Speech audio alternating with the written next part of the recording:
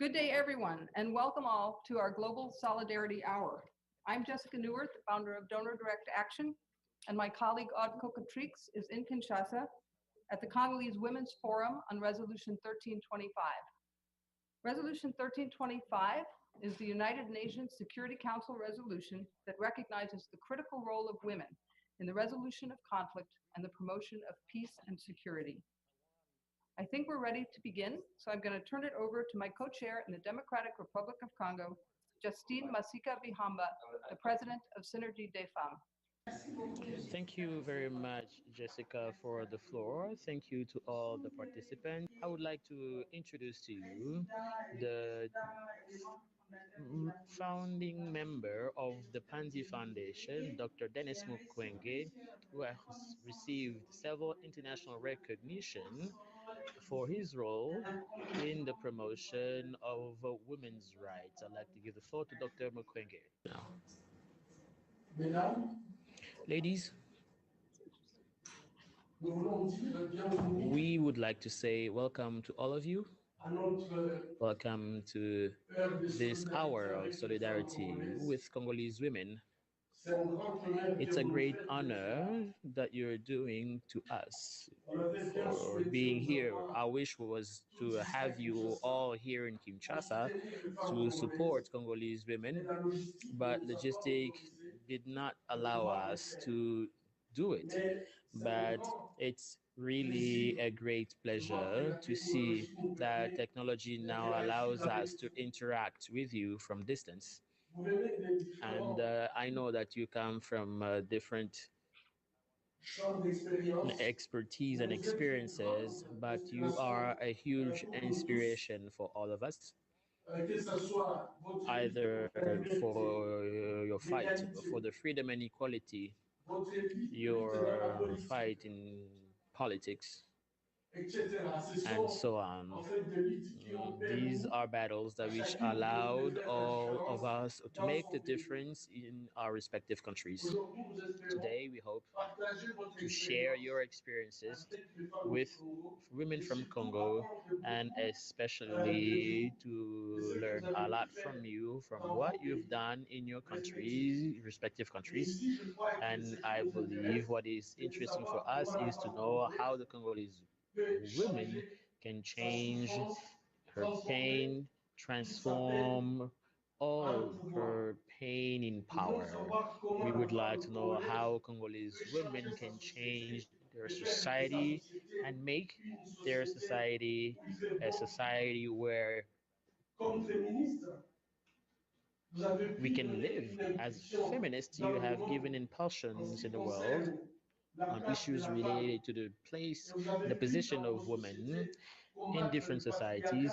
You have fought undermining, and you have inspired us how in a male-dominated society like the Congolese society, how Congolese women can. You have been prosecutors, you have been judges, you have had high legal positions, and today we would like to know how do you do? How did you do? How did you react without any fear, with threats, as prosecutors and as high UN officials who have changed the mindset of justice?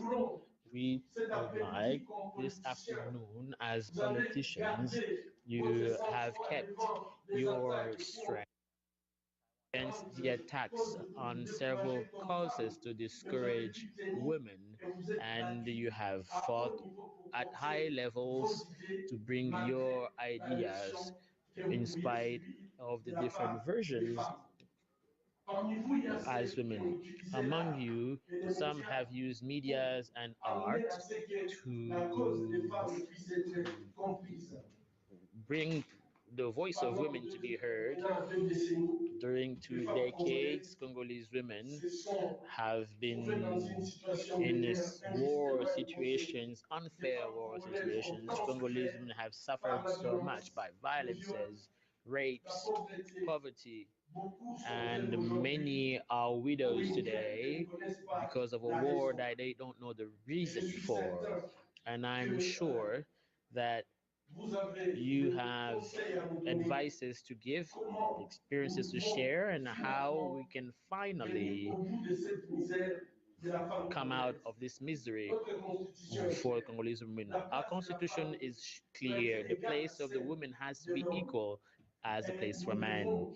And we today have to indicate that in politics we have less than 10%, 8% of women in parliament.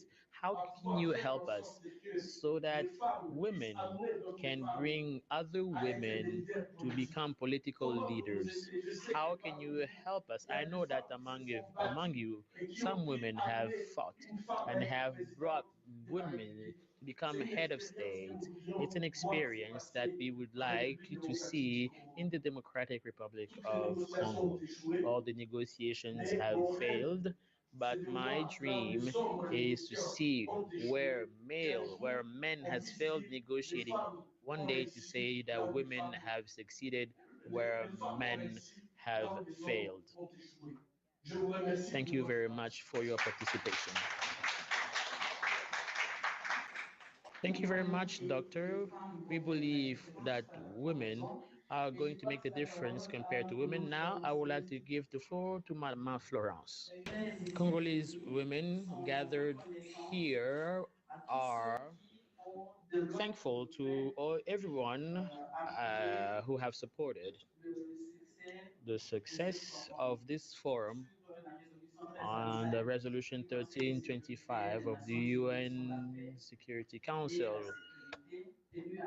held in Kinshasa from the 12th to the 14th September 2017. We are here represented at all levels. Unfortunately, the observations are negative. Men, we are not represented in the entire peace process and even in decision making positions. That's why participants of this forum, women as well as men, gathered to think about the implementation of the resolution 1325. I spoke about participants.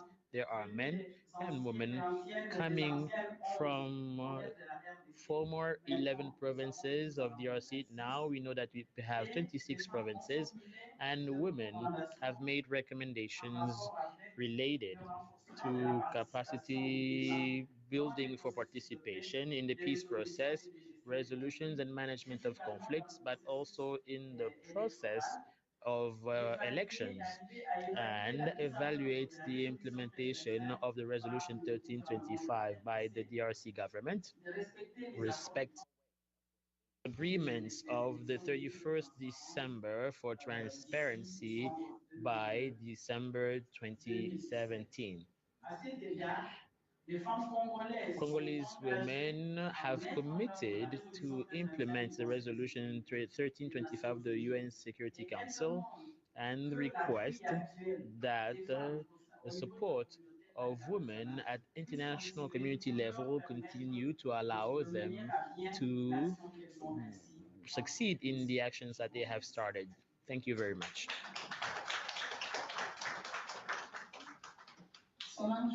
Solange, you now have the floor. Thank you for the floor. We Congolese women, coming from the 11 former provinces, which have been dismantled into 26, and Kinshasa being the capital city, we have met or gathered from the 12th to 14th September 2017 to think about Resolution 1325 related to women, peace, security. We have targeted the participation of women in decision making positions throughout the process, the electoral process, appointment process, and peace process in the DRC. And we have noticed the following: One, 17 years after the adoption of the Resolution 1325, Congolese women, who are more than 50% of the entire populations, are represented only at 10% in decision making levels and in the peace process.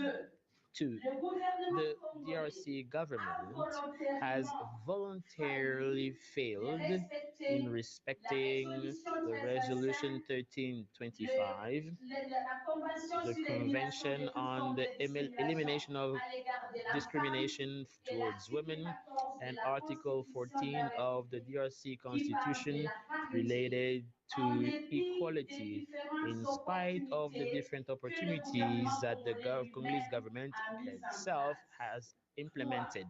Three, 12 years after the electoral process, the process is still not over. The actual context has created serious problems by including frustrations but at political level, less of political alternance, inclusivity, equality, and the participation of women.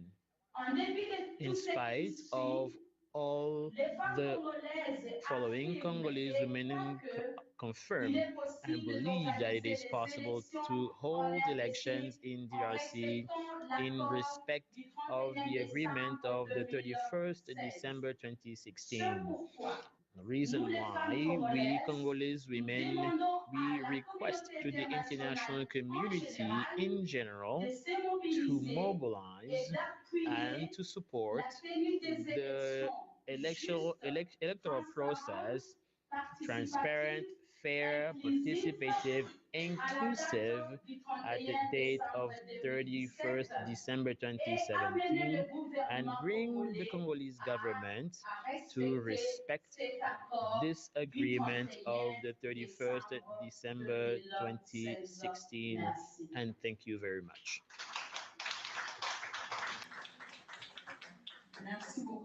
Thank you very much, Solange. Ladies and gentlemen, all protocols observed. Today is the last day of the Congolese Women Forum on Resolution of UN Security Council 1325 on Security, Women and Peace, organized by the Synergy of Women for Sexual Violence with the support of Panzi Foundation.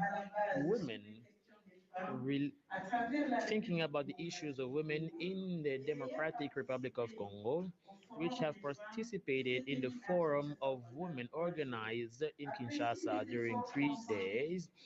All the efforts made by the organizations of the civil society, solidarity of the international community, the government of the DRC for population victim of armed conflict in general and women in particular, commending the adoption of the resolution 1325 and annex resolutions of the Security Council and the legal framework as well as other institutions to support the implementation of the resolution 1325 in DRC. The weak results noticed in improving the situation of women in DRC, and we are also disappointed that women still continue to face violences of all types due to armed conflict and other types of conflicts, and which are considered like a cancer in areas which have been pacified in DRC. Also noticing the types of violences due to the lack of organizations of general elections in DRC on time. Women in DRC fear consecutively due to the non-organization of the elections in accordance with the agreement of the 31st December 2016, we would like to request the DRC officials to respect previous agreements. Women remain committed and determined to bring the Congolese government to implement effectively indications of the resolution of the UN Security Council 1325 and legal instruments related to Article 14 of the Democratic Republic of Congo's resolution, which deals with the equality between men and women in decision making, and the Article 30 of the Convention of Elimination of All Types of Discrimination regarding women. We commit to work in partnership with the DRC government and other stakeholders. We are aware of the need to leave the routine of workshops without any follow up. We are committed to follow our fight until the implementation effectively of the indication, a full implementation of UN Security Council Resolution 1325 and legal framework. This commitment is in the spirit. Living spirits are in bodies. We can't live without the body. We have created a consultation and permanent framework for monitoring of the implementation of UN Security Council Resolution 1325. This framework will work by the permanent observation of all the pillars of the Resolution 1325, and we commit to sensitize massively this Resolution 1325 that the UN Security Council and its legal frameworks to women, Congolese officials, to religious leaders, and all the players in cities and villages. In order to implement this ambitious plan, we women of the Democratic Republic of Congo request the technical support of with the support of technical, financial, and diplomatic stakeholders. We have five focal points in the 11 former provinces of DRC. The consultation and action framework covers the entire national territory of the Democratic Republic of Congo. This framework already has an action plan drafted and communication strategies as well. When fundings will be enough, focal points will be established in all the provinces and all the territories of DRC. Responsibility of managing focal points will be done in a rotational way in provinces. We believe that our cry for help will find a response. We now work with weak resources that we have. God bless DRC. God bless us all. Thank you very much. Thank you very much for sharing your thoughts with us and your vision and hope for the future. It's now my privilege to introduce the Foreign Minister of Sweden, our first feminist Foreign Minister, Margot Wallström. Thank you very much, Jessica. Dear friends, chers amis, thank you very much for inviting me. And I would like to say something first about courage, because I believe that a feminist agenda about women, peace, and security requires courage. And listening to and knowing a little about the experiences of Congolese women, I am humbled by the courageous work that you have been undertaking in very troubled regions troubled by armed conflict and abuses. And through your work, you will strengthen the whole peace building process by facilitating the voice and meaningful participation of 50% of the population, often most affected. And you must have the insistence so that your voice and experiences lead to meaningful change for the whole population. Specifically saying that nothing about women without women.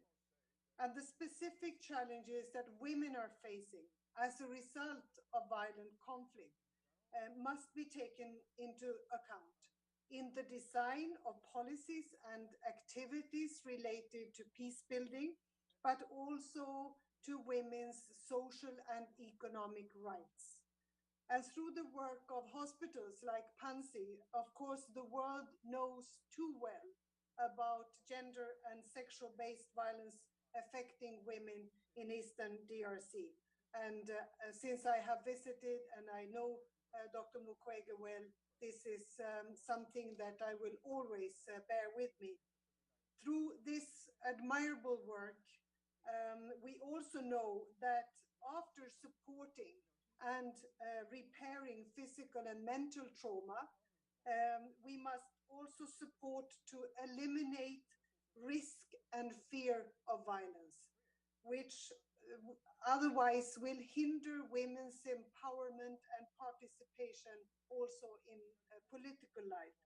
Sweden is a long-standing champion of the Women, Peace and Security Nexus, and one of the first countries to adopt a national action plan for the implementation of this famous UN resolution 1325.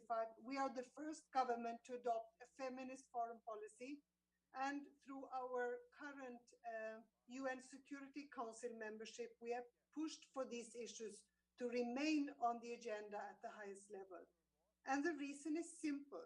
You know, if we look at what UN Women tell us, only 4% of those who were signatories to peace agreements between 92 and 2011 were women.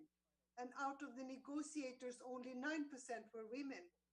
And that is despite the fact we know that for any peace agreement to hold, to last, to be sustainable, that will increase with up to 35% if women are involved in the peace process. And that is why it's so important what you are doing now in the DRC. And prevention and peace building initiatives that include gender aspects and women's active participation are more efficient and sustainable. And the correlation between gender equal societies and peace is a very strong one. So advancing this agenda of the Democratic Republic of Congo is a priority for Sweden, and the DRC is a priority country for Sweden. So we support women as political actors. Stick together, create networks, formulate your own agenda. Never let anyone else speak for you. You should speak for yourselves also on your agenda. And I think this is one piece of advice that I can say. Build confidence in the group of women that you belong to. And be sure that you get a role for yourselves at the center of any process. So I think this feminist agenda and issues around women, peace and security indeed requires courage, but also requires the tenacity not to be discouraged. And we are very troubled by the dire political, human rights and humanitarian situation that we see in the DRC at the moment, with particular pockets of total instability. This must not discourage you. Everything that happens at the moment must not discourage you. We must help you to keep up because your work is the answer. If you succeed in building a national coalition of women's networks, your courage and your tenacity will not only contribute to long-lasting peace and security, but also foster women's political participation across political affiliations to an inclusive electoral process and also further democratic development in the entire country. So pour finir, je voudrais dire quelques mots en français pour dire que mon expérience est que des femmes congolaises sont très courageuses. Et pour ça, je dis merci beaucoup et continuez comme ça avec beaucoup de courage. And I think that we, the rest of us, we will have to do everything we can to support and help you. This is exactly what the Women, Peace and Security Agenda is all about. Merci. Thank you so much for being with us today and for all that you're doing around the world. It's now my great pleasure to introduce the former UN High Commissioner for Human Rights, Navi Pillay, who's joining us from South Africa. Thank you, and I want to greet the Congolese Women Forum and to say how proud I am. And I want to emphasize to you, we're not far away. We're very much together with you in that room.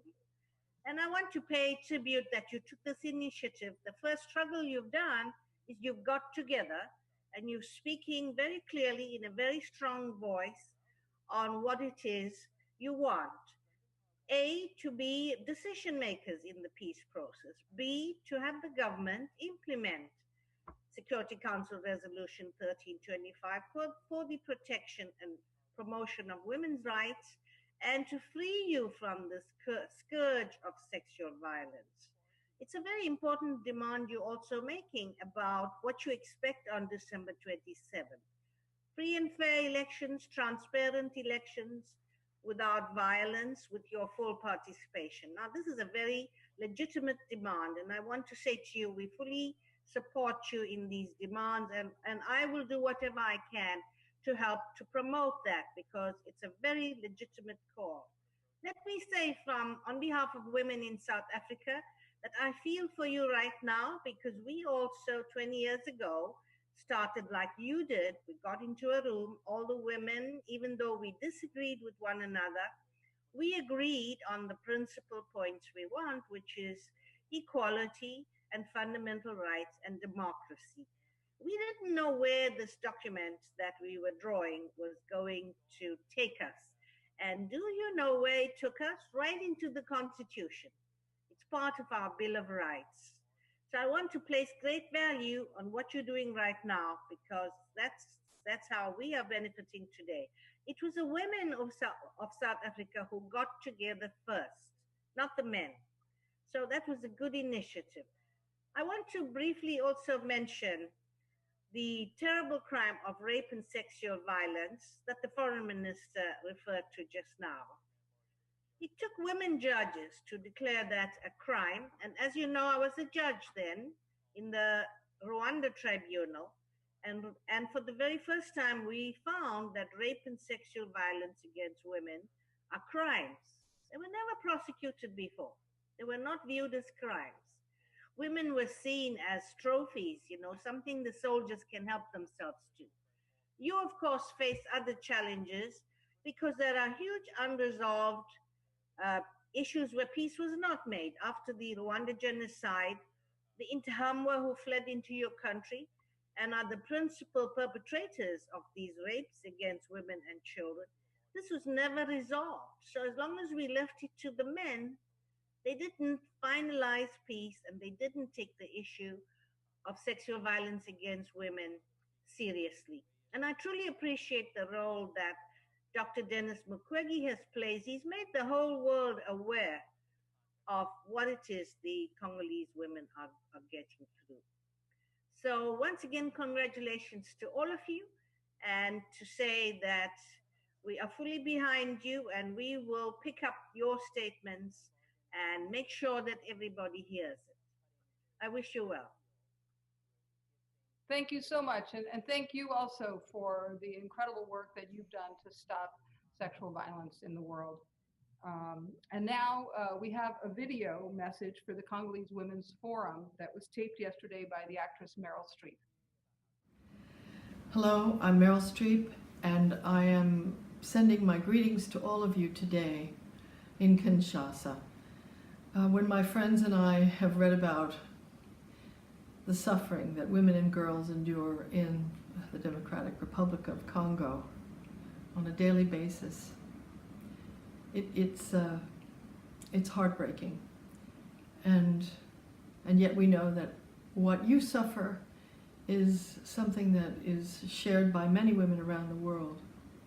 And I'm just very humbled to take the opportunity today to thank you for gathering together all of the various groups in Kinshasa to try to take hold of the situation and to bring peace to your country. Because in doing this, you secure not only your own communities and the future for your children, you also give hope to women all around the world who stand with you. And so I'm very grateful to Donor Direct Action for sponsoring this day of solidarity in Kinshasa. And I send you my very best hope and wish that your efforts to bring peace to your country in the way only women can is successful. So I send you all good wishes, and I hope you succeed. Thank you. But it's now a great honor to introduce the Liberian Nobel Prize laureate, Lema Bowie, who's with us here in New York and whose groundbreaking work to bring peace to Liberia has inspired women all around the world. Lema. Thank you, Jessica.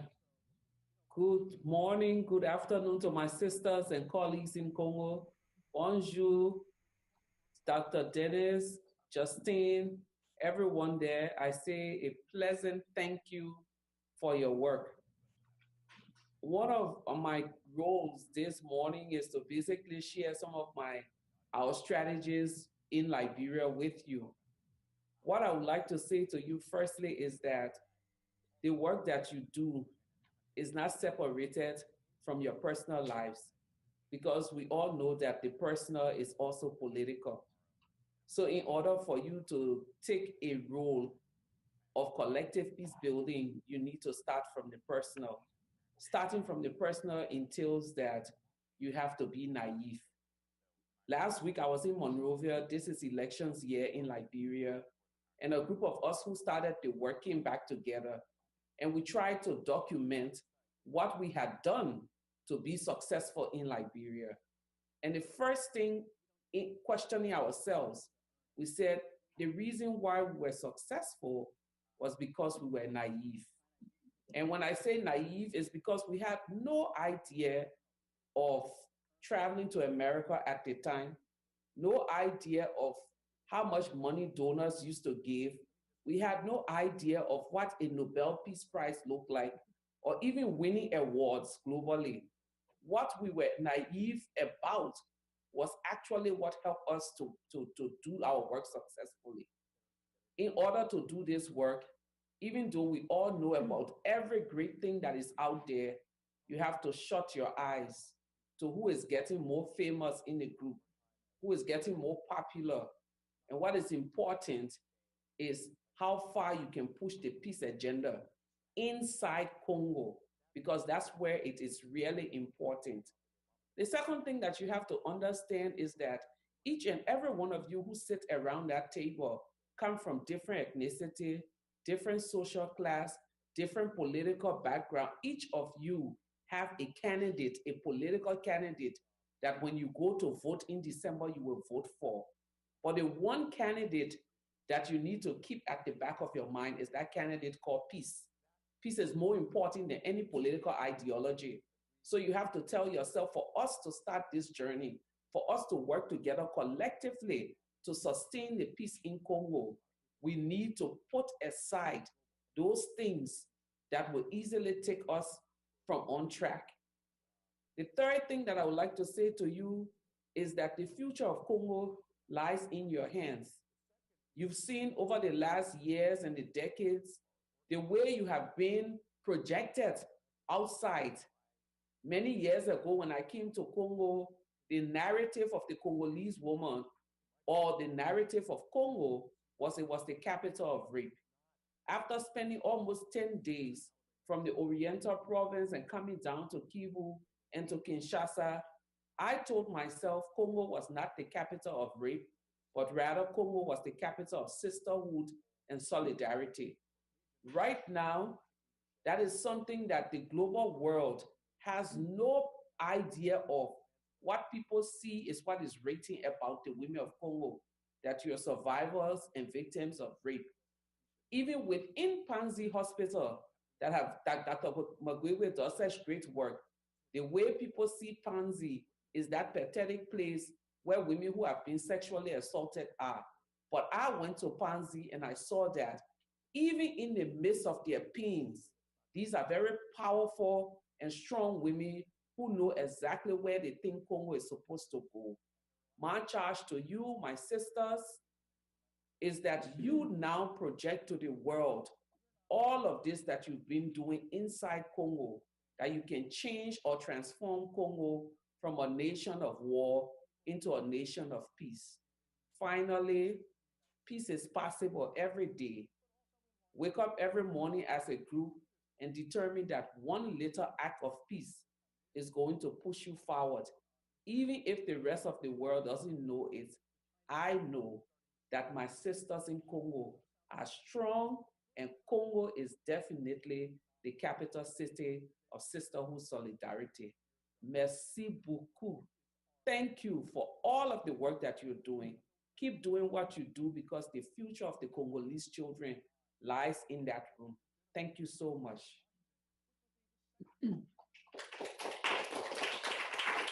Thank you so much, Lema. And you really are truly a role model for everyone around the world. I can't think of anyone who deserves a Nobel Peace Prize more than you. And now it is a great privilege to introduce Gloria Steinem, who's also with us here in New York, and who is a renowned feminist, world-renowned feminist thinker, writer, and organizer, and here in the United States, one of the greatest leaders of our women's movement. I have to say, I've never been more grateful for technology than I am right now.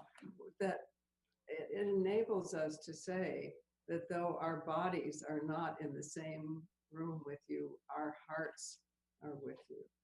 I have never felt more unified and more connected to anyone. I mean, Lema and I are sitting next to each other, but we are all sitting next to you. And I just want to offer you all of the support, all of the caring, all of the connection that we possibly can give. And also to say that women are not an addition to democracy, women are democracy. I know that the United Nations, sensibly says nothing about women without women. But I would like to add to that, nothing about people without women, because it turns out that, in fact, the single greatest determinant in every country in the world of whether there is violence in the street, inside that country in any way, or whether that country will be willing to use military violence against another country, is not poverty, not access to natural resources, not religion, or even degree of democracy. It's violence against females. That is the first instance we see violence or dominance against females that normalizes the idea that one group of human beings has any right to dominate or be violent against another group of human beings. And of course, that is rooted in patriarchy, which is new in human history, but has tried to dictate reproduction, to control reproduction, and therefore to control the bodies of women. So the freedom of women to be safe, to control our own bodies, to decide for ourselves when and whether to give birth is fundamental to every system of government and to normalizing the idea of balance and equality between men and women also between races, also between classes, also between castes. It is fundamental, absolutely. And what you are doing is the root of democracy. It is, there is nothing on earth that is more important than what you are doing right now. Anything that we can do to reach out, to support, you tell us, and we will do our best to do it. This Earth is getting smaller, this spaceship Earth on which we live. And in fact, our continents share a lot of history. I mean, before colonialism, before Europeans showed up on the continent of which I now am, there were matrilineal cultures, there was balance between women and men. My friends here, my Native American women friends, make jokes about Columbus. I mean, if you can't laugh, you can't exist, right? So they say, what did Columbus call primitive? Equal women. So in all of our shared history, there were matrilineal cultures that were about balance. And we are trying to restore what has been taken away by centuries of colonialism, but is still relatively new in human history.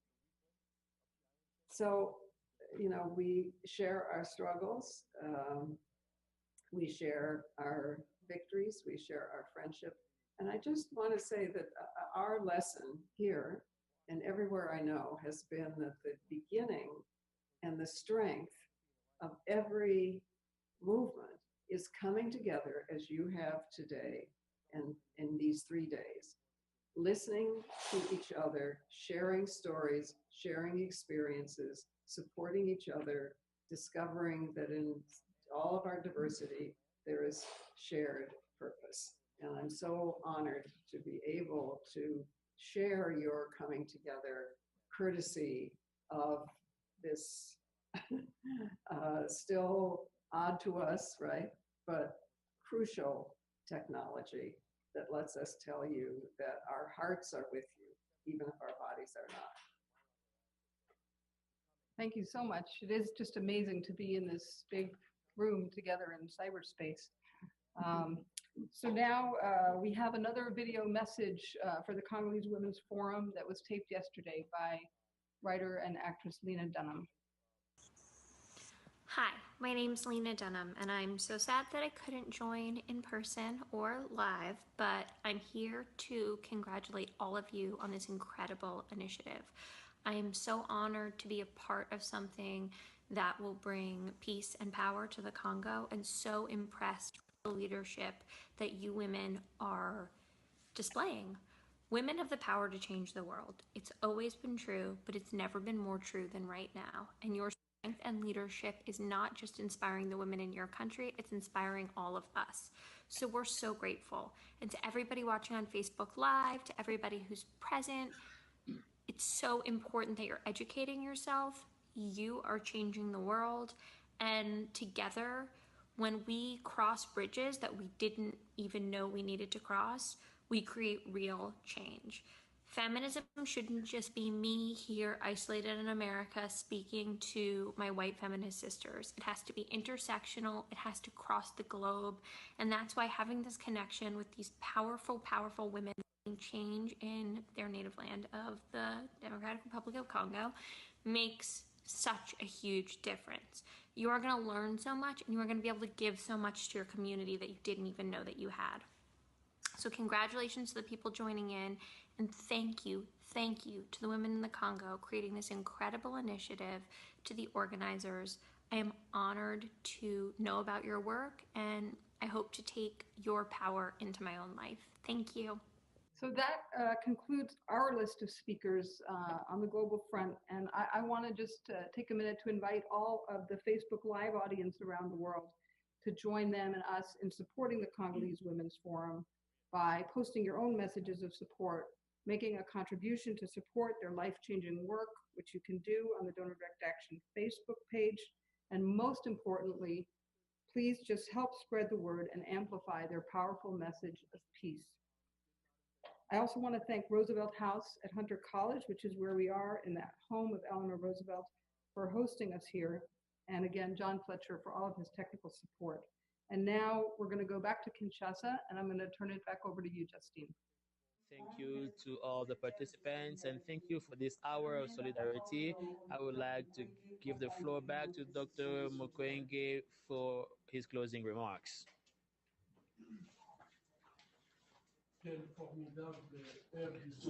What time, tremendous time for this hour of solidarity. I believe gathering in a room the personalities and officials like Marco Wallstrom, Gloria Steman, like Lena, Navi PA, Leonard and Mary. It's tremendous. This proves that we can no longer remain isolated with our problems. We have been right to share. We are very much encouraged by your speeches and words. I know that you're women of action and commitment of words and who want to improve the world to make it more fair and just. All the women here rely on you, count on you, your ideas that you have given to transform our country and make it a country where women will have their dignity and where they sit equally with men. A country where women bring peace. Thank you very much.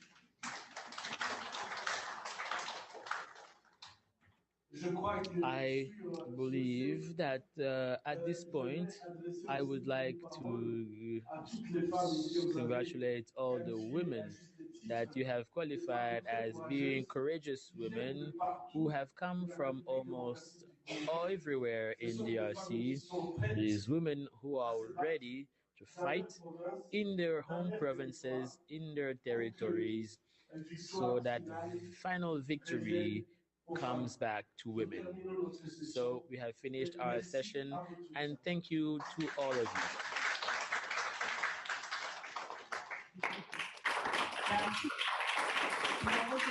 Thank you very much. We have finished, and we haven't read our statement. This is an opportunity before the doctor leaving so that we can read our statement for the Women's Forum.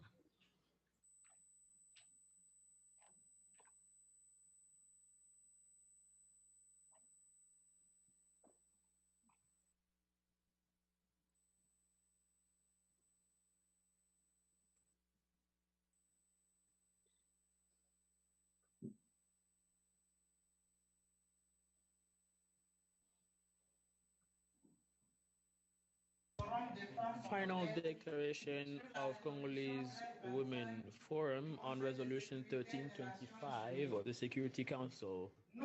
We, Congolese women, gathered in Kinshasa from the 12th to the 14th September 2017 at Wallonie Brussels Conference Center on the UN Security Council Resolution 1325 on women, peace, and security. Knowing our common identity, like mother bringing lives, giving life, risking their own lives.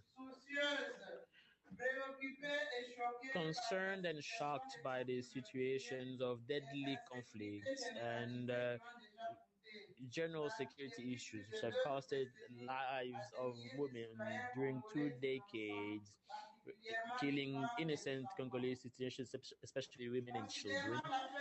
Considering the weak participation of women in the process of preventing conflict, peacekeeping, security, and efforts of reconstruction noticed in the Democratic Republic of Congo. by the general bad situation, insecurity organized by militias and armed groups, and some other undisciplined elements of our security and armed forces in order to destabilize our country and hinder the electoral process in constitutional timeframes. Noticing with pain cases of massive human rights violations, killings, rapes, gender-based violences, displacements of civilian populations, family dislocation, destruction of public infrastructures, private and religious, arbitrary and restriction of liberty of expression, whose first victims are women and children. We rely on Resolution 1325 of UN Security Council, which recommends in Article 2 the participation of women in decision-making and solving conflicts and peace process.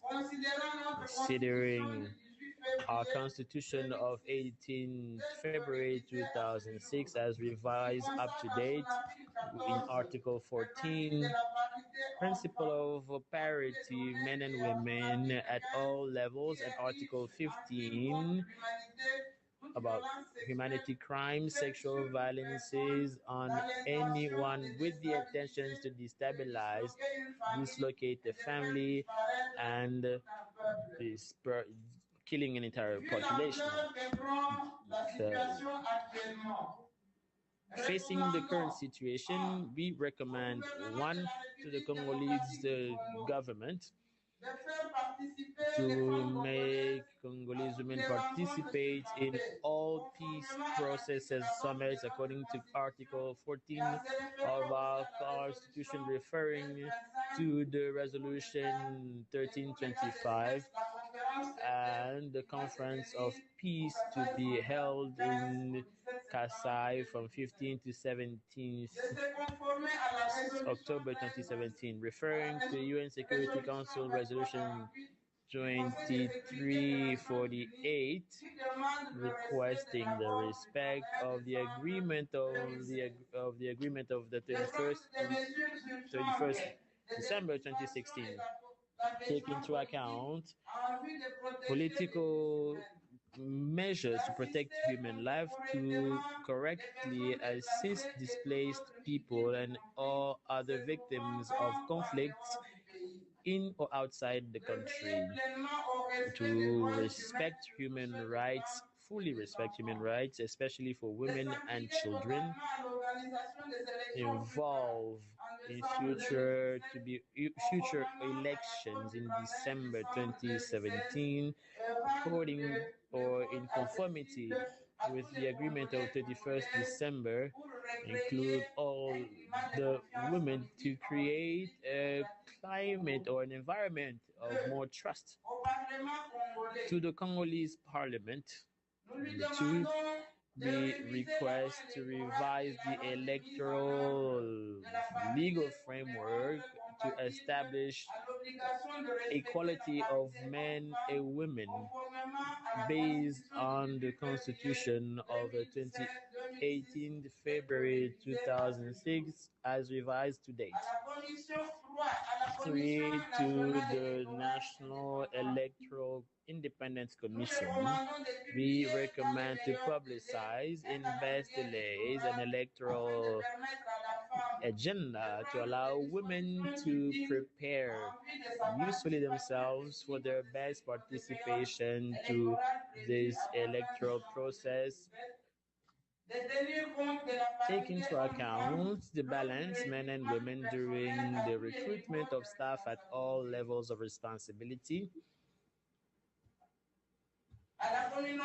To the international community, we recommend to reinforce the strategy of supporting women in the electoral process and peace process to allow their effective participation efficient, like in Congolese Interdialogue in South Africa during the International Conference of the Great Lakes region.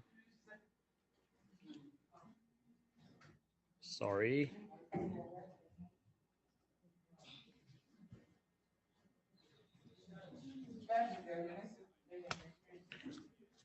Laptop's battery low bat.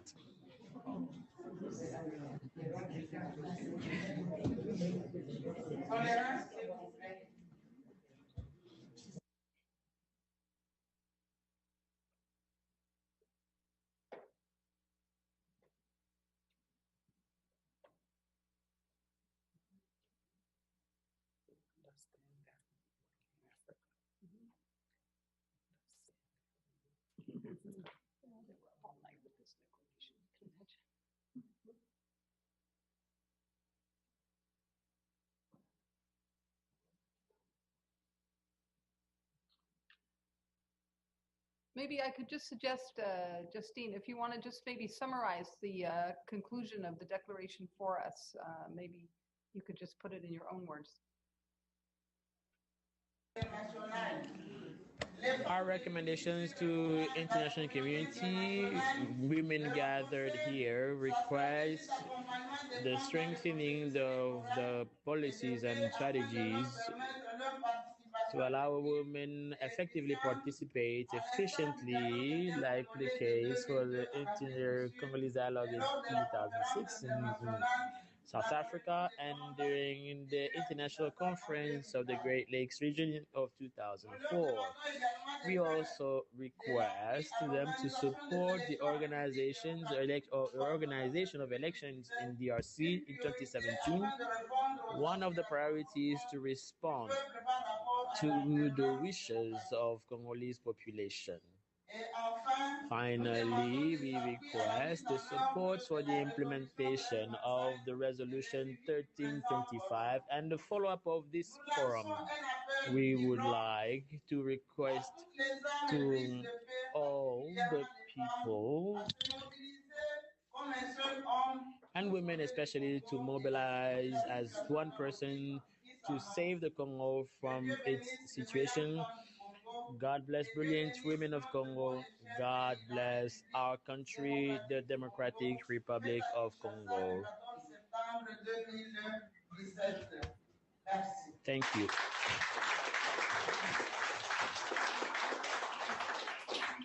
I think we just want to thank you for all the work that you're doing, and I think we just want you to know that we are all here for you, and we are going to continue to support you in whatever way that we can. And thank you for being with us today.